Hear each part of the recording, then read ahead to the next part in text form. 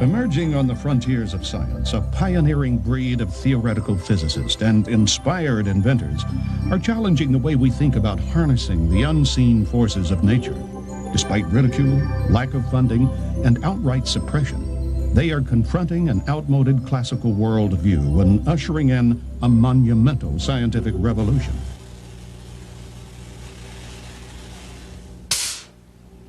Most people would agree you can't get something for nothing. There's no such thing as a free lunch.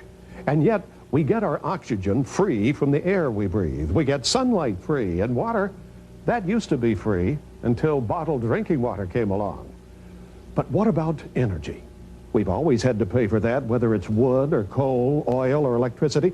It's always been the rule that you can never get back more energy than what you put in the first place. That's a fundamental law of nature. Physicists of the 19th century figured that out with the first law of thermodynamics, the conservation of energy. Maybe so. But science has come a long way since then.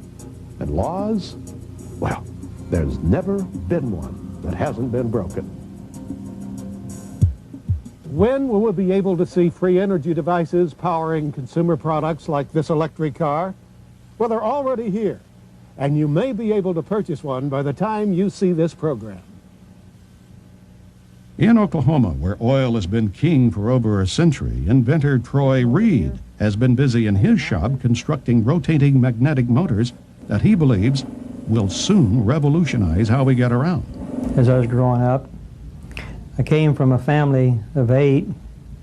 There was 4 boys and 4 girls. I went through 3 schools here in Tulsa, Oklahoma. Been way back, started back in the 30s. Went to a school called Park School, Clinton Junior High School, and Daniel Webster High School. And while I was going to school, as I was growing up, my dad died when I was 14 years old, and I've really kind of been on my own ever since.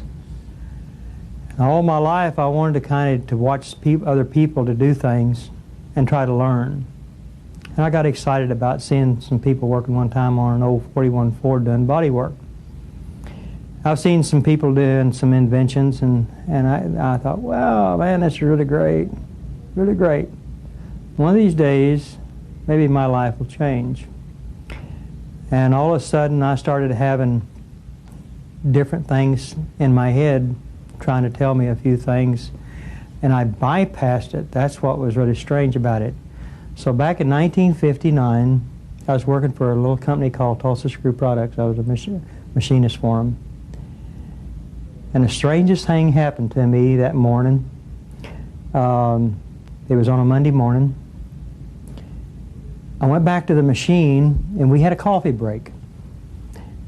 And after the coffee break, we went back to the machine, and I was working on the machine, and all of a sudden, there was like a frosty type color, and in this frosty was some kind of motor, and it went away.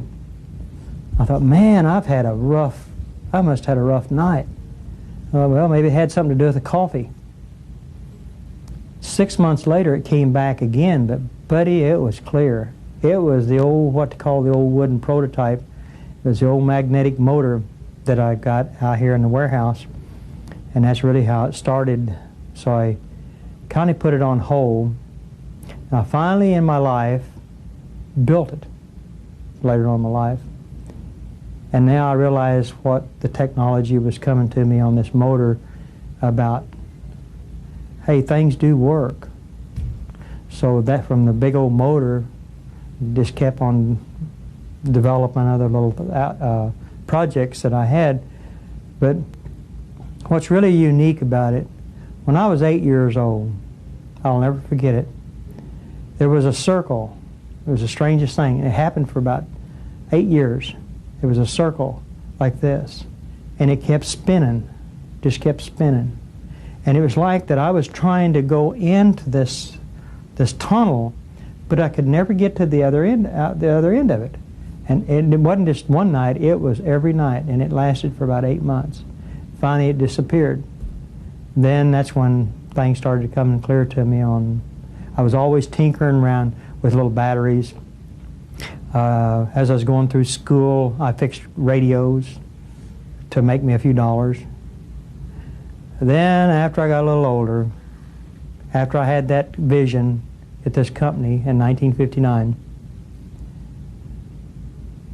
I started that motor and I put it on a shelf. And then on the years through the years there, I met a woman that really encouraged me to get it off the shelf and do something about it. I said, you know, I got several dreams I want to do.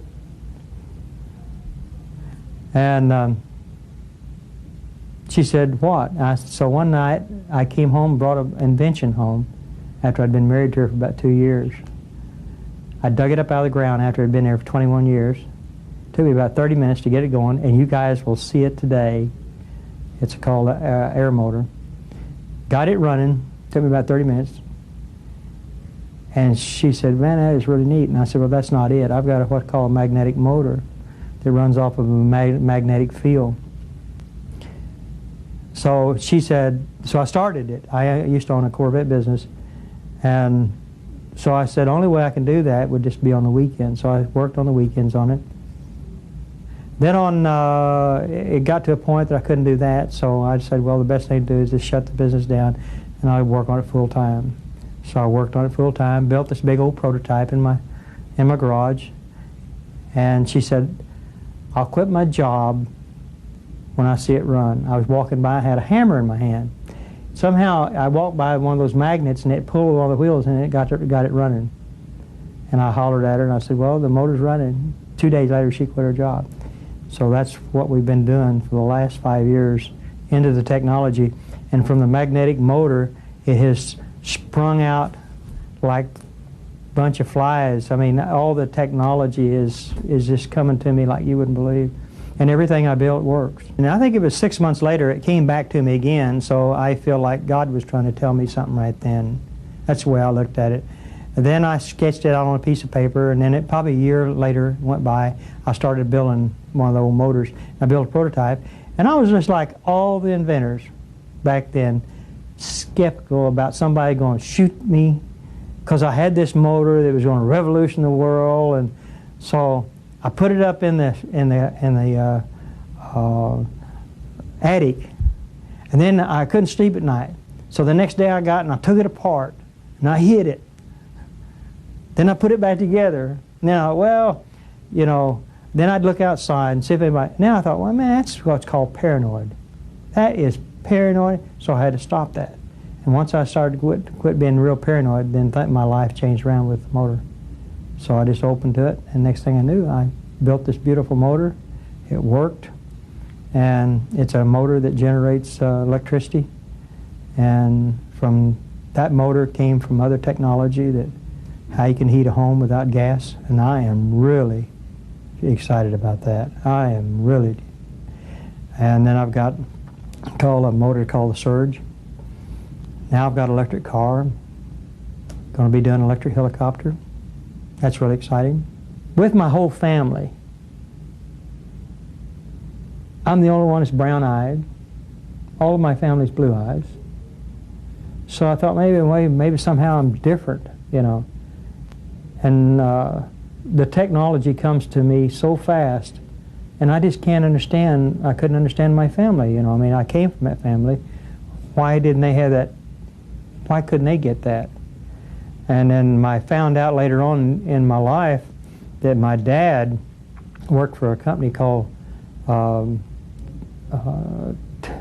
Texaco, and they had a problem in a oil tank. They would knock coke or something inside of the old charcoal or something on it. So he ended up building a wooden jackhammer, electric jackhammer. And my twin brother, I am a twin, and my twin brother's got that today. So he was really an inventor, but he didn't get anything out of it. So I think, in a way, that's where some of the jackhammer came from, was from that technology. And right today, they still use the technology in that company. I guess I've just been God trained. I mean, everything comes through me. Like it was really kind of strange. When I went to work, take an example. When I went to work for this company, the man asked me if I knew how to run a machine. I didn't know how to run a machine. Didn't even know how to turn it on. I was hired, and I went to the machine. I didn't even know where the switch was till I sat there and kept looking at it. And after I looked at the machine, I figured it out. And from that, my mind, when I can see something, I can do it. So I was a foreman for a company for a while in a machine shop, and enjoyed helping other people, trying to teach them. And it is just, here it is, laid out in my hand, just like a Bible. And like right now, I can pick up a book. I don't have to read it, but I can almost tell you what's in it. So why should I take time to read a book? I'm more interested in doing some of the technology that comes really into my head, and I get excited about that part, to go ahead and build that and get it finished and see if it works. And I haven't, it's never failed on me. Every time I build it, it works. And that's really exciting. And if I had to go in my life today, have everything done for me, it would never get on the market, because there's where the inventors have a lot of problem. They got the good idea, but they got it on paper, and they don't know how to get it out. And if they go to a place, well, I'm afraid they're going to steal the idea, and sometimes it happens. It happens that way. I've got the knowledge. I can go out there and make anything I want. If it don't work, I can put it in a side, and I can pick it up later and probably make it work. And I can save myself a lot of money. And that's what has helped me in life. And it's really paid off, me being a machinist from years ago. And I'd like to help the world one of these days with the technology, and try to bring some of the technology that's in garages that people's put away. And what I really want to do is to have the largest invention in California that you could ever have in the world, and have all these inventors brought together and bring any kind of invention you got. I don't care what kind of invention it is. If it's a toothpick, it'll just blow and turn. I want them to bring it. And if we can do that in this world, we can get this technology out. But I say to inventors today, buddy, if you got any kind of invention, if you'll just stick it out and push it and push it and push it, you'll eventually make it. My dream in life was, let's have free energy. I'm talking about where you never have to pay an electric bill. Let's drive an automobile where you don't have to have gasoline to smell. Let's have heat where you don't have to burn gas and have fumes in homes. A lot of your people in homes die from gas heaters, because they're sleeping at night and they don't wake up because it's too late. But now I have got a technology, a system, that's the most incredible thing I've ever seen in my life. And when this object worked and started producing heat, I got excited about that, because I was saying to myself, hey, this technology, it's not just heating a home up. You can heat hot water up. You can do anything with it. If you can get heat, you can get electricity. Dennis Lee has got some technology of trying to, he gets energy from the heat from producing electricity. So now I've got, I got excited today. I got to show it to him, and he got excited about the technology.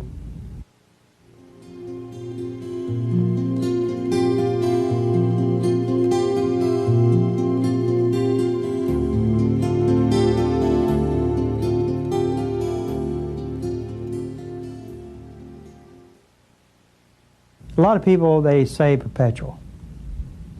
I look at it this way. A perpetual is an object that you can spin it on the table and spin it, and it'll sit there and spin. But if you touch it, it's going to quit because it has no power. But the technology that I've got today, like the magnetic motor, is the closest to a perpetual motor that you could ever build. And a lot of people don't understand perpetual. They was brought up in life, and they hear it from other people, you know, well, It's a perpetual. That means it's a complete recycle system. You got to have some kind of source. Inventors make big mistakes in patents. What they do, they file different types of patents on different motors, like magnetic motors. If you word the invention right, it will go through. I've seen a couple inventors that they just raised all kinds of trouble with the patent office, and it created a problem for them. If you take a patent and you got an invention, if you write it all out and word it right and explain the difference in what another motor is, and don't get on this perpetual that you got a perpetual motor, the patent office, they don't like that word for some reason. And if you word it right and type everything out right and get your patent attorneys to word it right, it will go through with flying colors. Everybody would get a patent on what they've got if you word it right and explain to the patent office. The patent people up there, they're just normal people like us sitting behind a desk. And if you send a piece of paper and you got a drawing, and if it's not worded right and doesn't explain anything, they're going to kick it out. They can't help it because they don't understand it. So I would say to the viewers out there, if all the inventors would sit down and write everything out and explain one step at a time, you can get a patent yourself. My wife did that and didn't even have to go through the attorneys and stuff to get a patent. She filed it herself, she got it herself. It's the way you word it and how it'll go through. The biggest mistakes on motors that get kicked out of the patent office is because it's not explained right. First thing they do, they put it in there and they word it as a motor like a perpetual. You might as well forget it. There's so much technology out here in this world, and there's a lot of people who are afraid to bring it out. And I don't know why they want to be afraid. I really don't. The government is not after you to stop some of this technology. And I can tell you right now, face to face, where big inventors make the worst mistakes in their life is because they take stock across the state line. The government is not to try to stop you on your technology. Is the way you go back and start your, take an example. I talked to an inventor. He got excited about his technology and he needed the money. All inventors need money. It takes money to do it. So first thing they do, they take the money and they don't think about what they're doing. And they go to another state and they show the invention, and somebody, oh man, I'd like to help you or something. Well, yeah, he said, well, do you have any stocks? Well, yeah, we got stock. And he takes stock across the state line. That really ruins you right there because you're taking money across the state line. You need to take that as what you call a promissory note, guys. And I'm telling you right now, the people that's got these inventions get shut down is because they do it wrong. You will get shut down. If you meet the requirements, the government, they're behind you 100%. I met with some government people in Daytona, and they actually told me there should be more devices out like mine. Well, that made me feel good. But I've seen so many inventors being ruined just because they violated the security exchange laws. And you can't do that. I look at it this way. I met with an oil company. I won't say who it was. It was a company out of Texas. They came to me. They wanted to like put some money in the company, but the first thing I heard out of their mouth was, you know, well, this 61% that we've got. Well, wait a minute. There was no 61%. They can't work that way. 61%, that means they own 61% of your company. That means that they have got the control. That's what's wrong with the technology today. If you turn an invention over to somebody, if it's going to kind of change some problems around with some companies, they will up for a while. If you guys are watching this tape, if you will take and talk to other inventors that has had problems, they can help you 100%. 100%. There's not an inventor in the world won't take time and to try to explain. They'll explain something to you that where you make mistakes. If you make mistakes, you're going to make mistakes for a long, long time. I found that out. And the way I do, I love to help people. Oh, do I love to help people. I've had people bring things to me. I said, well, if you do this, you do that, you do this, it'll work.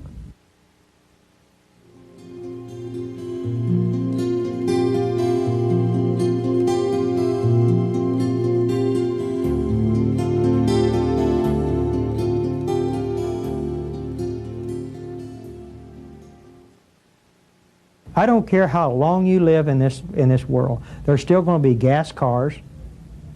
There's no way in the world you're ever going to get away from this. Gas is here till you die.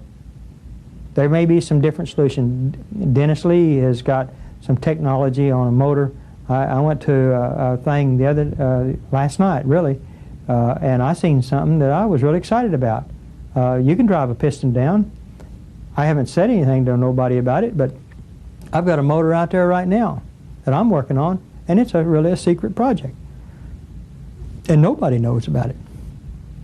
And I do it when I can. And I'm going to show one of these days that you can drive a piston down with a high voltage system. And it pushes the piston down. But my goal is in life, I've got a pressure motor that I just love. That's my favorite of them all. One of these days, you guys will see a air car out, and it will run from 0 to 5,000 RPMs real fast. Very powerful little motor. Ever since a permanent magnet motor was built, a DC motor was built, an AC motor that was built wrong. The whole system is wrong. The technology that I've got in a motor, and we've had it proven, and we've went and had torque tests on it and everything, and it will be over 100 or 200 years before anybody will ever top what I've got on a motor. I see a lot of good things happening. A lot of people think that it's going to hurt the comedy, but it's not going to do it. It's not going to hurt it. In fact, I think it's going to put more jobs out there than it is taking jobs. In fact, I can see right now today, some of the technology right now, if it was out, there would be more people back to work. You wouldn't have to put them go down here and get them on welfare, Social Security, or something like that. It's just the idea that they can get back to work and make some money. And that's the name of the game. Let's put everybody back to work that wants to work. A lot of people don't want to work. They don't want to do nothing. They got one thing in their mind is go home, watch TV, and do nothing else. They're set in their life, and there's no way where you can ever change them. But there's guys out there like us. I spent a lot of hours, a lot of hours, and I've went many times and started going home, seeing people playing tennis and swimming, and I thought, man, what am I doing? You know, I'm wasting my time. But I'm not wasting my time. I found out that now I've got technology that can help. Let's help the new growth that's growing up that can live in this world. I mean, us older people, you know, we'll be long and gone, but we still got this new generation moving up, and they've got to live in this planet. Good clean air, good clean water, and right now we have got one heck of a problem with water. They're adding more chlorine, they're adding more pollution stuff, and I went to up in the Carolinas, and I went on an RV park. I was blown away that all this sewage out in front of this RV sitting out there, and they was dumping it in the river, running off that end of the river, killing the trout. And people are the ones catching the trout is the one that's eating it and getting sick. So we got to watch our food, what we eat, and get rid of all this pesticide. And let's get some new clean stuff out there we can put on something. If we want to kill a bug, let's kill a bug. I'm not out here to trying to be the only one in the whole world, change it around. I can't do it. I'm an environmental person, and I want to try to see if I can play my part in to see if we can clean this world up. Because 10 years from now, guys, I want to tell you something. It's going to be a terrible situation if we don't get some of this technology out to kind of clean it up, there is technology out there to get it cleaned up. So I think we ought to all stick together and really get with the program and do something with this world.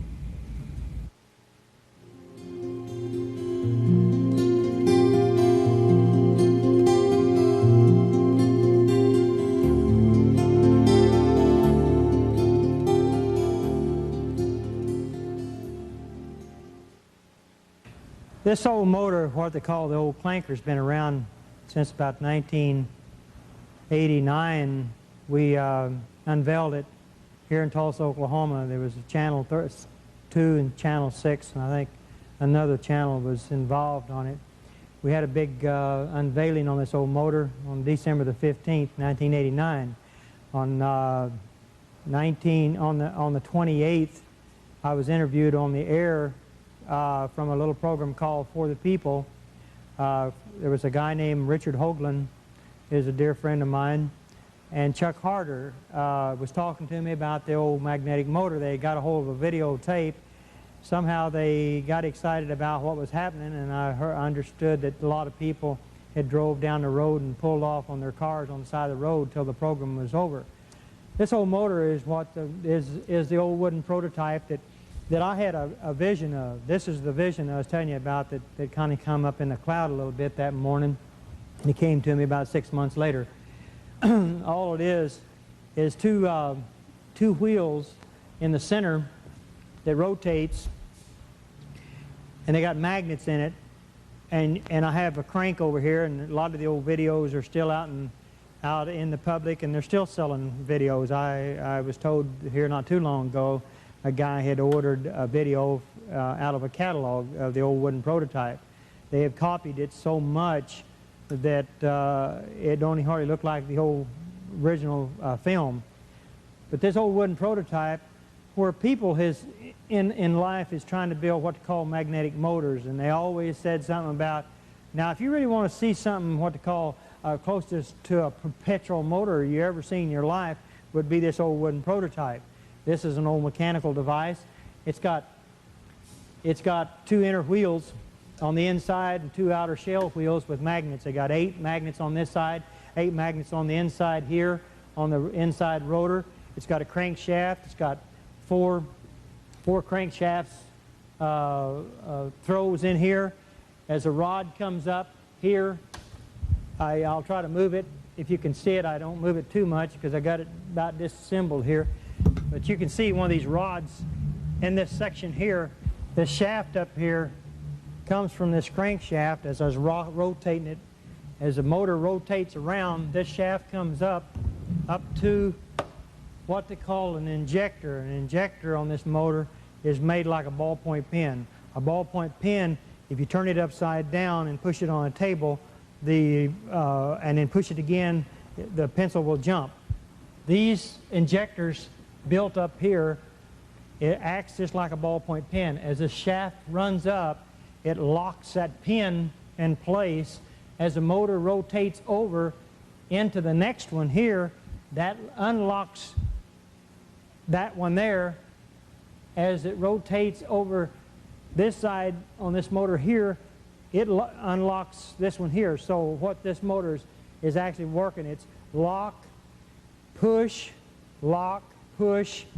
and it sits there and works back and forth. It has something to push these old magnets over its point. Once the magnet is over to the center point in a magnet, if you put a magnet in the center like this, it will stay like that till it gets about just a few degrees over, and when it does, it jumps. It'll go one way or go backwards. This motor will run forward or backwards. That's the reason why you can work it either way. That means if you run it this way, all this here is backwards. If you run it forward, it all starts back normal. And how this old motor got cranked up was there was a crank on the side. You just cranked it up.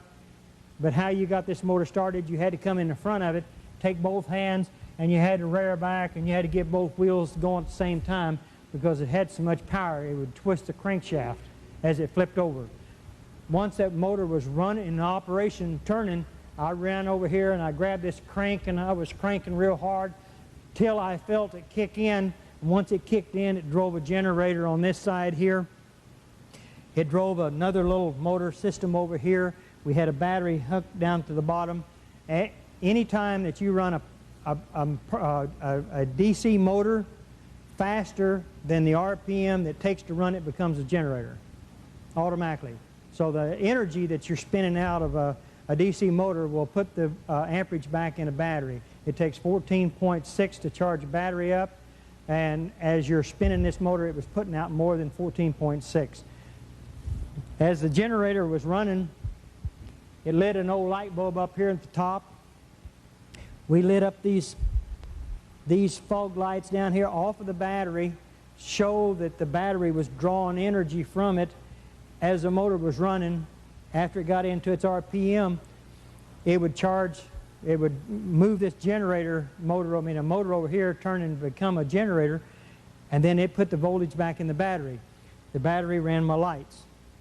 The generator on this side was a 110 generator. It was an old, the old generator, and we ran a vacuum cleaner. We ran a drill. I think on some of the old videos, some of that technology is still on it. But this right here, really, a person would really wouldn't get the feeling that I did the first day that this thing took off. Because here you had an old wooden motor, and that's all it is wood motor. It's made out of plastic. The center pieces in here are made out of aluminum. The center pieces are made out of 303 stainless. This is a stainless rod running up through some bearings, through a piece of wood, and all it was just an old rough wooden prototype just to show that you could make a motor run. And one of these days this will be in a museum from an old wooden prototype. It's come down about 16 inches in diameter and 10 inches wide, and it'll kick out the voltage. This is a new prototype of the magnetic motor, and if you was looking at the old wooden prototype, the old wooden prototype was made out of wood. This motor is a motor that you can actually see and run, feel, touch, everything. You can do the other one, but it wouldn't be running very long because it would come apart. This motor, I can explain a little bit about what you call a magnetic field. All magnets, the big old wooden prototype, has a system. As the motor went over, it had a tension to jerk over like that. If you take this motor here and you take your finger and rotate it, it doesn't have that jerking in it. So what I've done, I got rid of the crankshaft. I've got rid of the injectors, and the system in this motor here, as you crank this motor up, and like you do the other one, the motor will start running, and what I'll do, I'll energize it on this motor here, and what we're going to do, if you can see these amp gauges over here, we've got a, that's probably generating some electricity now. This will come, when we get it up to about 150 volts, we'll unplug it and we'll turn the light on, and you'll be able to see the light bulb. The amperage over here will start dropping down a little bit. It's climbing to 100 volts right now. If you turn this around where you can see this side here, all the working parts is behind this system here, operates from a little computer. Takes just 5 volts. The motor generates about 300 volts. So if you can take 5 volts and make a motor run and kick out 150 volts, they're starting to whine. You can hear it. This motor right here will disintegrate. It would just keep on running because I got a big computer that controls this motor. It's 150 volts. What we're going to do, turn off all the switches.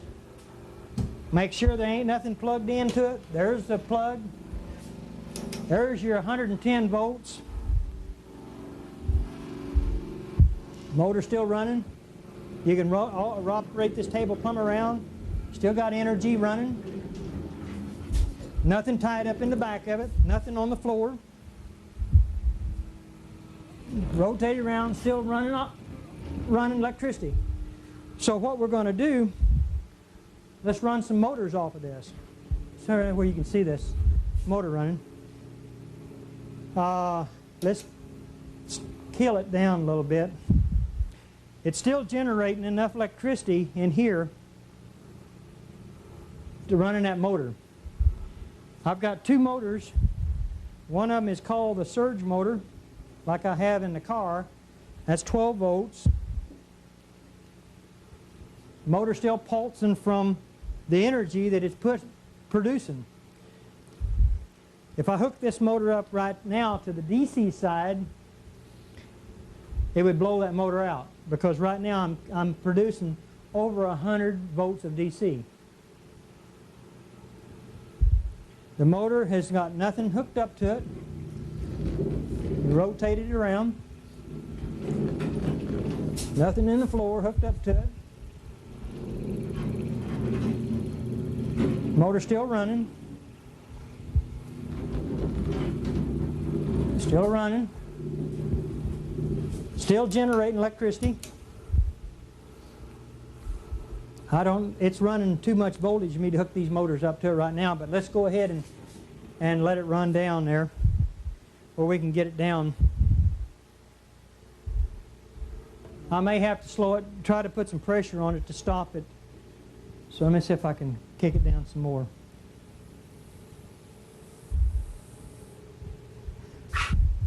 Let's see what happens with this surge motor. In fact, let's just unhook the electric AC on part on it. And let's hook this motor here up to it. This one here is one I was looking for. Let's run this motor here off that motor. There's a motor. They're running a motor.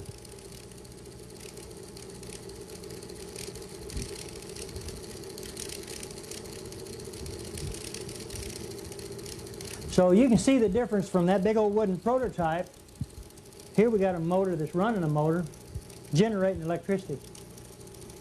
It took probably about 3 years to build this motor here. Now this is really an exciting motor. If you want to see a magnetic motor, now this is one. When you can actually see a motor pulling a motor.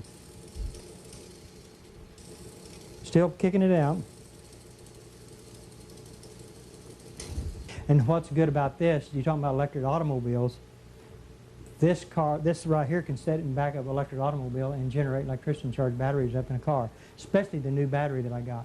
And what we'll do, we'll go right into the battery part, since we're showing this, how this motor could actually charge that battery. Real simple. I can even crank this and charge that. This old prototype here, I got about $350,000 in that prototype, but it takes a lot of money to make something.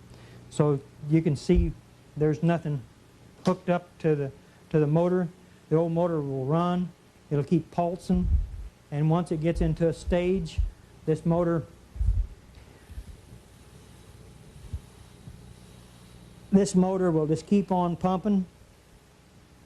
And if you let it go, there may be enough energy, if I rotate it just enough, we'll try to kick it around again. See it? It will try to kick that wheel around.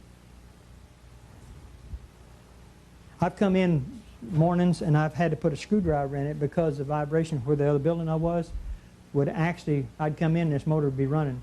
It would start moving, and once it started moving, then it just so happens I got there in time because it was running pretty fast.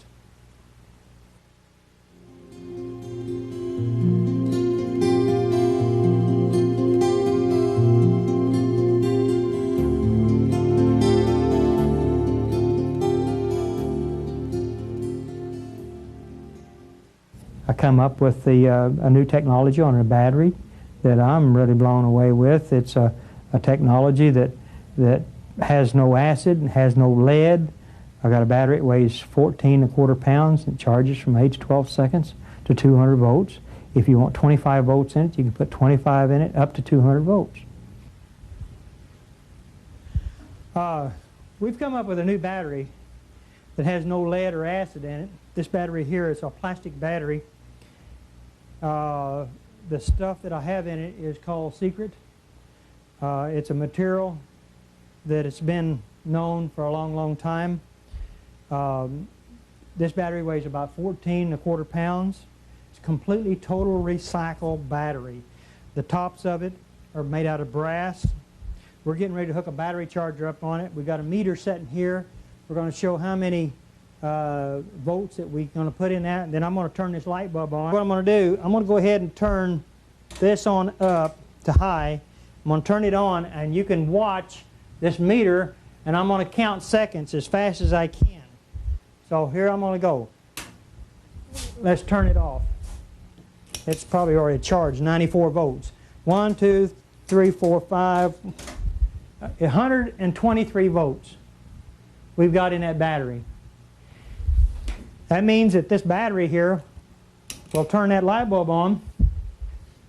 If we turn the light bulb off, now what we're going to do is turn this switch off, and the battery is charged with energy as long as it's pulsed in it, like the new technology that I've got.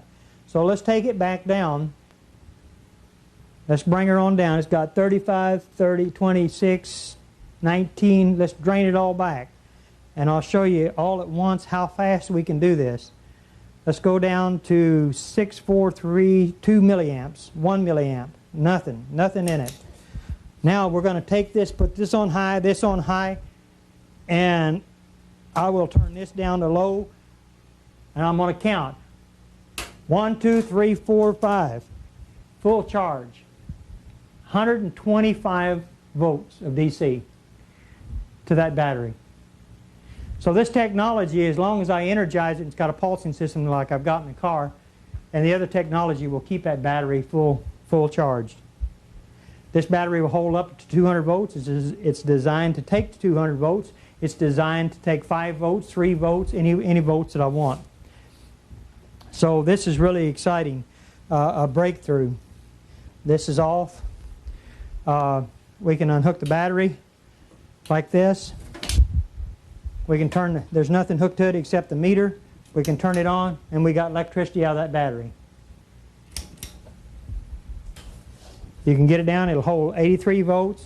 You want to get it down, we can hold, I can go down to a normal battery, 6 volts. And take it on down. It'll go down.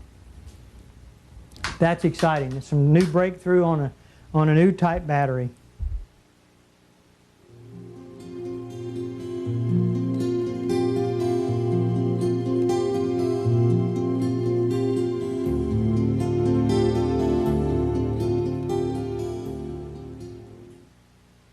I got something really exciting to show you. I came across some technology that I didn't think that anybody could ever come up with it. And it's really exciting. And I don't think anybody can come up with it.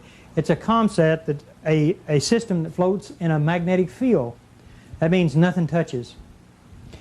If nothing touches, people say, well, how can things create heat if nothing touches? You always got to have some kind of friction to make heat. Well, that's not true. I proved it here on some technology, and I built a blower. Now we're talking about home use. We're talking about airplanes, cars, especially electric automobiles today. They're trying to figure out how they're going to heat them because they have no radiator to heat water up. Well, this technology right here, I got right here, you could hook this to your back wheel and spin it, and you got free heat because there's no drag on it. So what we're going to do, we're going to start this little blower up here. We're going to take a thermostat gauge, and we're going to stick it in the front of it, and we're going to show you how the temperature will rise. And you can, we ran it for 5.5 hours, and it reached 170 degrees. We blowed cold air in it, and it dropped 1 degree. That shows you something. That means you can have hot water. You can take a copper unit, tie it into this in the front of the blower, blow hot air in a copper tube. And people was talking about oil. That's something else I got on the subject one day about this. I said, you know what? I can help the oil fields because they got a problem with what's called sludge in oil tanks. They have to take propane and run a big rod or some kind of gas up into a tube to heat this oil in an oil tank. Think about that. That is something that takes a lot of energy and a lot of gas and pollute too by the time it comes back out. Okay, this system here can do the same thing, blowing hot air into a tube and heat the oil up in the bottoms of the tanks. That means that they can get the bottoms out of the tank and the oil will be. So what we'll do, we'll start it up. It's going to make a little bit of noise, but in the future, the motor that we got for this is real quiet. You can take a windmill, you can take a big pulley on a windmill, condense it to a small pulley. You got nothing. Now, to me, that is what you call perpetual because you got wind blowing, that is Mother Nature blowing. Here you end up with good heat, nothing hooked to it except the wind blowing the wheel. So let's hook it up. It's 110 motor. What happens as this spins in this field, this heater becomes hot. So we got a thermometer here, and I should have stuck it in the ice box and got it down to 0. But let's just take an example. Let's just stick this in here and watch that gauge. This is what you call, to me, free heat. You can get down in the front of this. You don't have to worry about gas. Let's just set it up. Let's just actually run it up to 120 degrees and it'll show you what it'll do. Okay, we've got a little over 125 degrees here. We'll go up to about 130, but this heating system will go on up to 170 degrees, and I've pegged it at 212. This is really exciting technology. That means you can heat your homes, your planes. You go out in the middle of the desert, hook it to a windmill, and you can keep warm at nighttime. It's got so many applications to it. It's a beautiful piece of machinery. It's a beautiful piece of machinery, and what I'm really excited about this now, this will stay hot. This will stay hot. If I put this in here, that switch won't blow now. If I put that in there, if I can reach it in there, the heat will come on way up there. See, it's rising there, and I'm just touching it. It'll just come on up. Man, this is for the future. This is a brand new system. We just got this built here. I did a demonstration with a little prototype to see if it worked or not, and it worked. Now we came from this to a bigger one. This is exciting.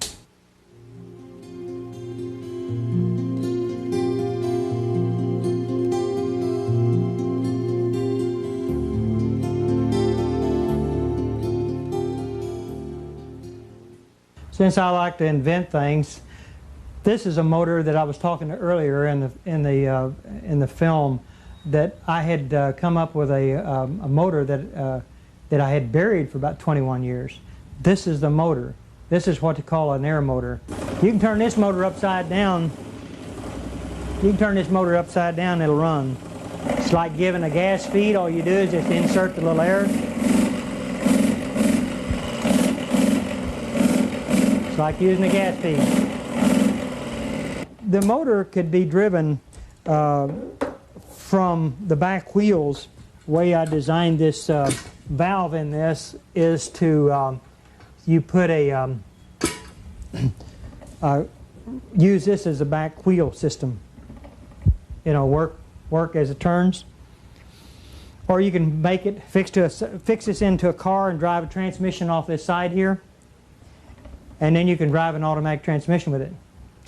I'm really, out of all the little toys that I have, I would say my toys that I built, to me this is my favorite one of them all. And this will be, I've kept this on the back burner for a long, long time, and I know as soon as we get through with all the other technology, I'm going to take time and I'm going to put a air car together. And now I found out that I can recycle my air, and that way I can have my free cycle system in a complete loop, and I can drive anywhere I want to with this. I am really, when one kid said, I'm really jacked out of my mind about it.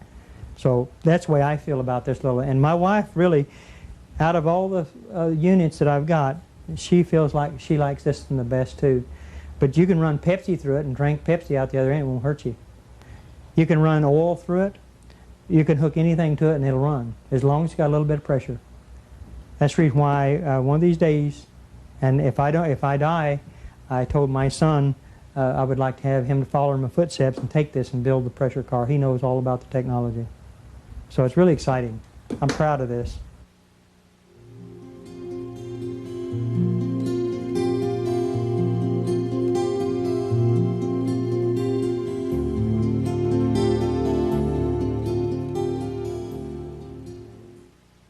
We was talking earlier about the heat system that I came up with to create heat. This system here kind of is a spin-off from my heater. I designed a wheel in here that water can come in here and hit this wheel and turn that shaft, and the water, as the wheel gets hot like my heater, that means it could be a recyclable system to heat water. And I built this in here for a swimming pool, and you might as well use the energy off of your swimming pool pump, because I run mine like 24 hours a day, and you might as well use the energy. So you hook this in line, let your water pressure turn that wheel, the wheel turns, gets hot, comes out with hot water, and goes back in and recycles in your swimming pool. So this technology here spins off from a heater. You can actually put a little generator and might as well run some lights around your pool, so you pull any energy from your house. So if there's anything in the world that I like to do, is let's see if we can't get some energy out there and use our energy to produce energy where you don't have to pay a large electric bill. There's more people being born every day than people are dying. And what's going to happen to this planet that we get overpopulated, and it's going to take bigger generator systems to power the whole state. And it bothers me a little bit, because if you think about it, kids grow up fast now. I mean, they're moving out of houses. I've seen kids move out of houses at 16 years old. And they're going to live in an apartment. They've got to pay an electric bill. That just means they got to build more homes, more apartments. And let's see if we can put a stop to it, and see if we can't help the electric company to not put so much big units on this planet and trying to use all this other type technology, because we want to live. And then after I die, on my tombstone, I want to say, here lies a very comfortable man, because I know one of these days I've done something for this planet, and I want to leave all this behind where somebody can pick up and spin off with new technology that I've got.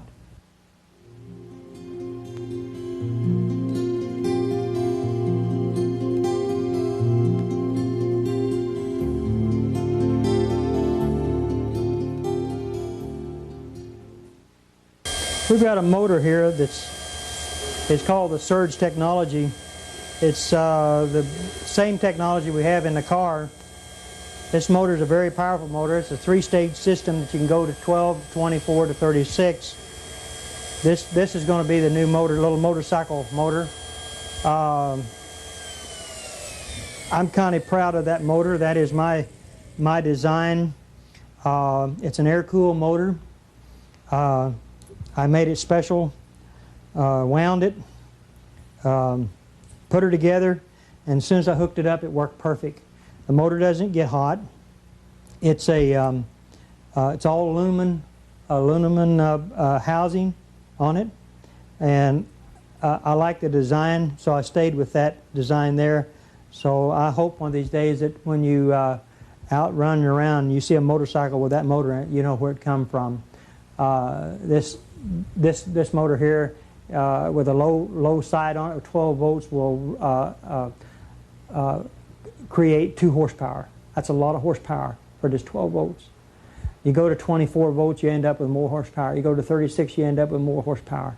So this right here will really drive a little scooter like a moped down the street. Now see the technology from this right here and the battery system. All you need is 2 little battery packs in this motorcycle. So if you take an example of Japan, China, where there is a lot of bicycles and scooters has been ridden, that creates a lot of pollution on motorcycles, what they've got over there. I've been to Seoul, Korea, and I know with the close small cars over there that there's a lot of pollution is starting to get around in some of this between the buildings, and there's where you get your pollution. So let's take this technology, let's put it to work, get other inventors out there involved, and let's get some of this energy running around on the street, and let's stop some of this pollution. Oh, I forgot to tell you about the technology on this. We had the amperage on it, and when you put a load on it, the amperage, the amps go down. So, see, the technology is when you're putting loads on motors, the amperage goes up on it. So let's cut the amperage down on it, and then you can go farther. That's what the whole technology is about electric automobiles. If you can get the amperage down, you can go for a long, long ways. You get a lot of amperage up, you ain't gonna go very far. So the technology we have, did some testing with the meters on this, and the amperage really drops down pretty fast.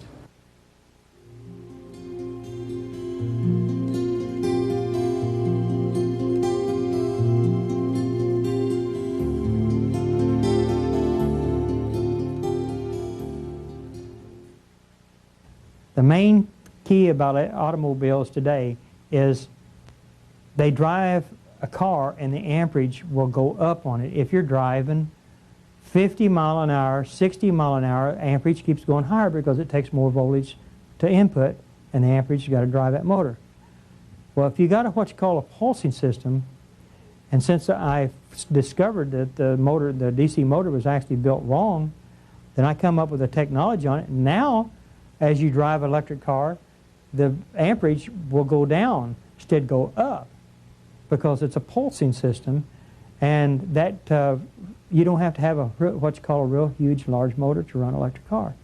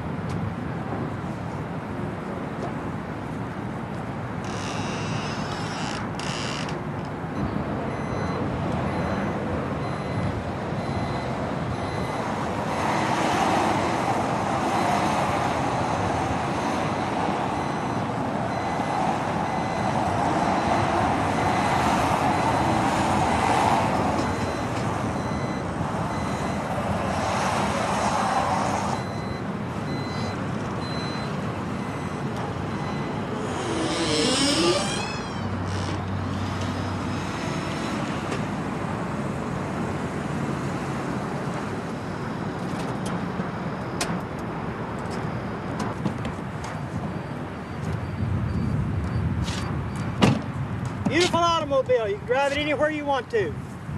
You don't pollute the air. You can sit there and lay behind it on a blanket, sleep all day, and it won't kill you.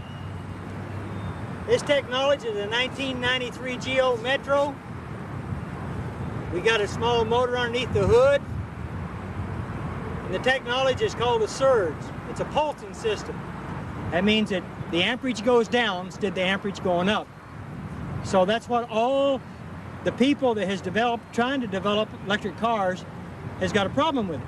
So now I come along with my surge technology. Now I think maybe that with some stronger engineers down the line could really improve what I've got. And I would be tickled to death to help them. But I'm doing real good with what we got. I'm planning on later on driving this across the state. But I don't know exactly right now when. Is when we get ready, we will do it. And there'll be a lot of people know about it when we go. It's called the Surge 1. The tag says Surge 1. We're very proud of this car. What I like about this car, this is an automatic transmission car where a woman or any young girl that's got driver's license can drive this car. All the other electric automobiles that I've actually seen has been nothing but this standard transmissions. And I know there's some ladies that have problems driving a standard transmission. Some of them are real good about it. A lot of them drive pickups.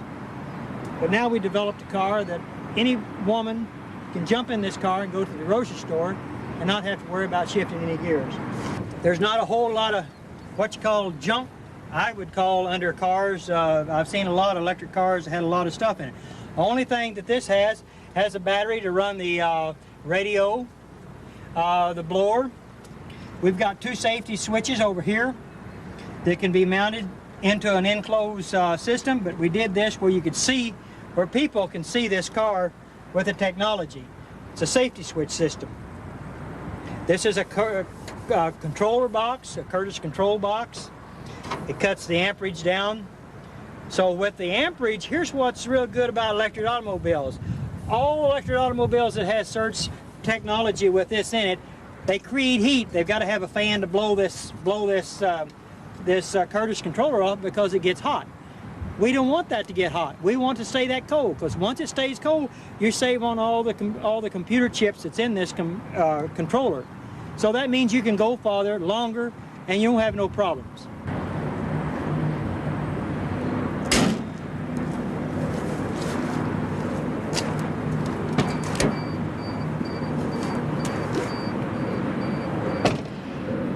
This electric automobile has got 2 gauges in front of the shifter on the automatic transmission. It's called the voltage and the amperage. That's what I was talking about earlier about amperage on automobiles. Let's see if we can't get the amperage to go down instead of going up. The voltage on this here should say somewhere around 120 volts. When we start out, there's no amperage at all. So the gauges is down below here, and we're getting ready to take and go drive the car, and you can see for yourself what it does.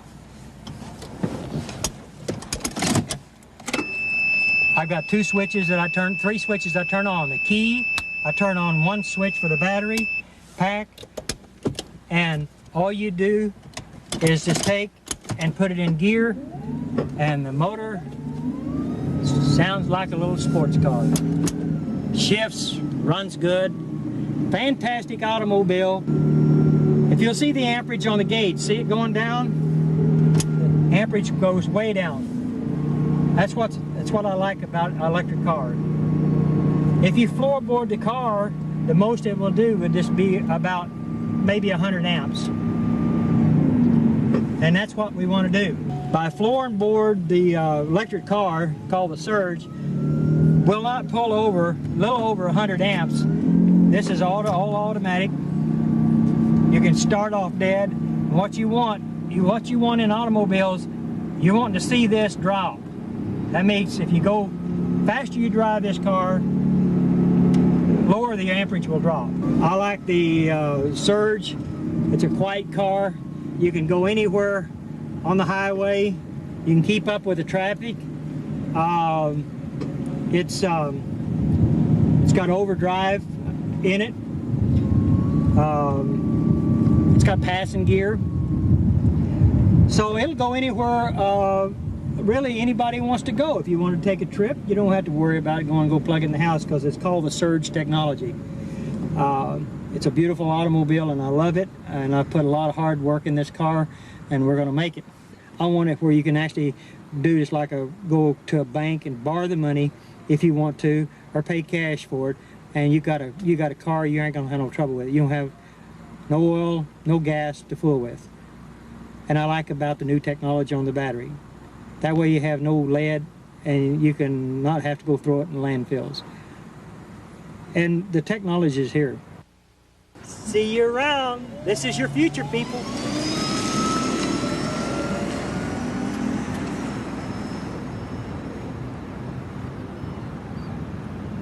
If every man and woman on the earth give God the glory, He will protect you, and He can take it away from you as fast as He can give it to you. So if you do the right thing in life and love each other and give other people helping hands, you know, this would be a completely different world.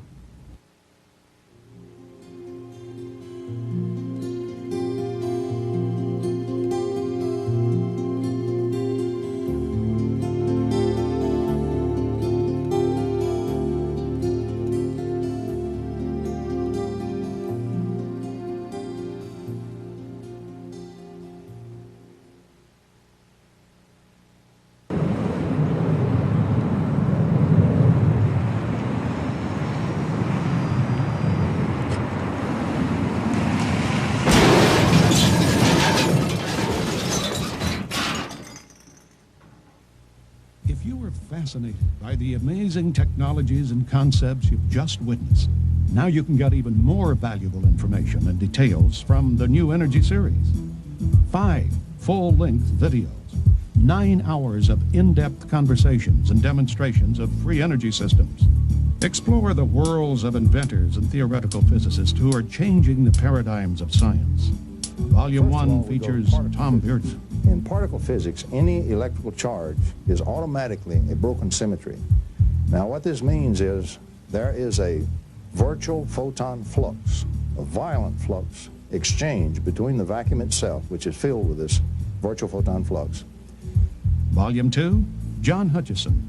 I feel that is also true. I think the mind can act as also a cohere of frequencies and transmit them out, and then lock this doorway into space and time. This motor here drew 12.5 amps.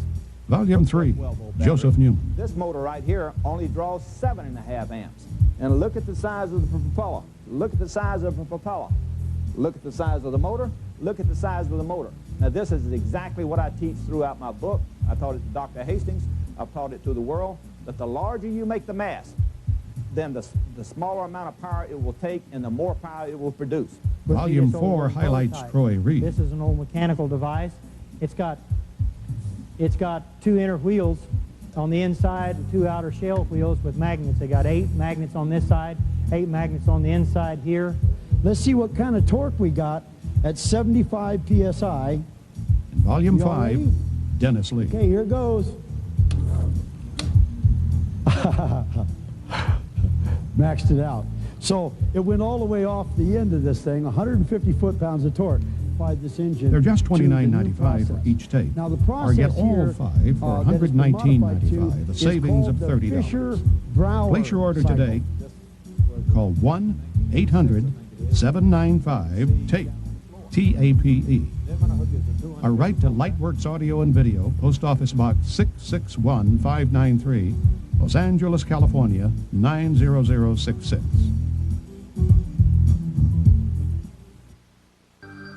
And now you can order this and many other fine tapes on the internet at www.lightworksav.com. That's lightworksav.com, as in Lightworks Audio and Video.